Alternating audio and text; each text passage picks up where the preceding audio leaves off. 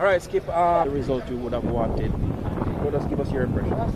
Yeah, we were outplayed. We were outplayed by the Indians. I thought they played some really good cricket. They put us under pressure throughout the entire series, and our batters just weren't able to answer to the call. I thought our bowlers did an outstanding job. Wonderful efforts, both in the first and second innings, but just not enough runs on the board. Obviously, you would have been disappointed with some of the players, but what are some of the things that you need to tweak right away? I don't think it's a quick fix. I think it's a situation we're in the Caribbean. We're not really spoilt for choice in terms of a batsman coming through the region. We've just got to put things in place to make sure we keep developing players and make sure players are doing the right things in order to be successful at this level. I think still a lot more emphasis needs to be put on the franchise level and the first class cricket that we have. And that's where we're going to build players. When we build players, they've got enough experience and scenario-based experience, and when they come onto the Test circuit, it becomes a little bit easier. Jason, you're not going to be playing Test cricket until midway through next year. Talk a little bit about the long-term plan, the next 6 months, what it looks like. Yeah, we actually have one more Test match in the year. We play one Test match against Afghanistan, but after that, we don't play Test cricket now for a while. There's lots to be done. I think it's a perfect opportunity for us to put things in place. Maybe have 1 or 2 more camps, primarily our batters. Developing our fast bowlers as well. Just holistically, look to develop our cricketers. I think we've got the franchise system back here in the Caribbean, but we just need to put a little bit more emphasis as to structural programs, to put in place for the players to develop. Jason, the team has not been winning in any form of the game so far over a long period of time. In your estimation, is this wearing on the team's psyche, including yours as the captain? I think in Test cricket, we've done reasonably well over the last 2 or 3 years. This is a bad series for us, obviously, but we've had lots of success in Test cricket.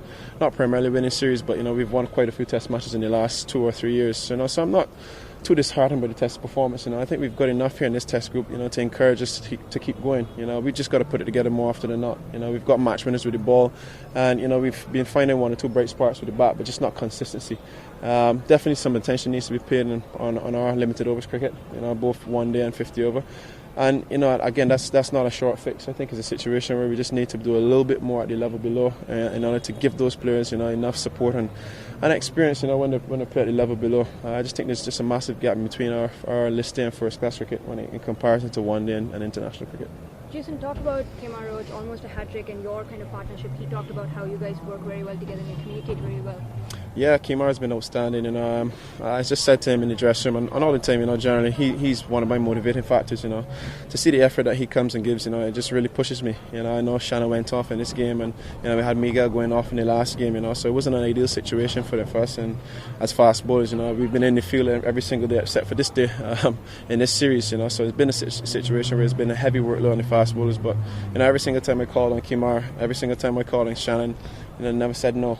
For me, that's just motivation enough. Ideally, wouldn't probably like to bowl so much overs, but that's just how the game has gone. But somebody has to bowl the overs, and it's a situation where we've got to put our heads together as a bowling unit and get the job done. What about Cornwall on debut? And if you don't mind commenting on Blackwood's sudden and unexpected inclusion?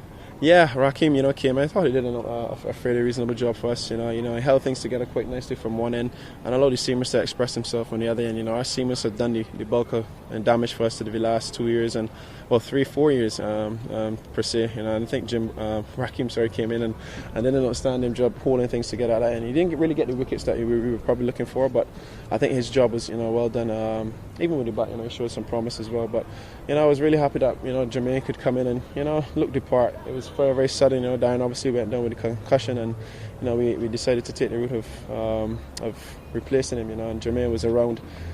He's been in the fold, as before, and to see him get an opportunity today, and he showed a lot of character as well, a lot of guts, and to be sprung the play on him, at such a short notice, I think he responded well.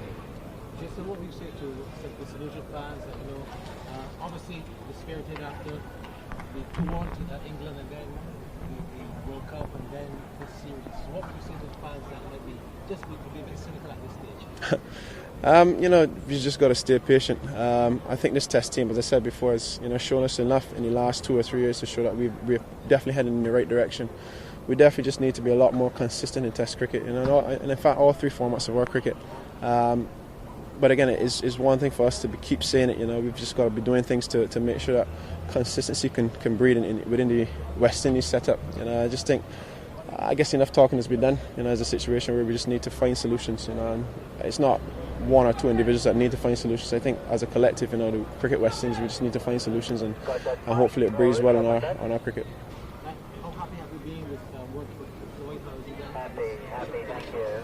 Yeah, it's been interesting. You know, we've had not the best of times on the field now, but I think the guys have really worked well as a unit behind him. Unfortunately, we haven't gotten the results that we've been looking for, but you know, hopefully we can, you know, solidify a coach in the coming months. You know, we haven't had a solid coach for a little while, so hopefully we can get that done, and you know, the guys can get into some normalcy. Comments on Bravo's situation. You know, he got hit in the head, but then continued to bat on yesterday, but then took himself off. He was taken off. Comments on it, and was there anything he felt last night, and how was he feeling this morning?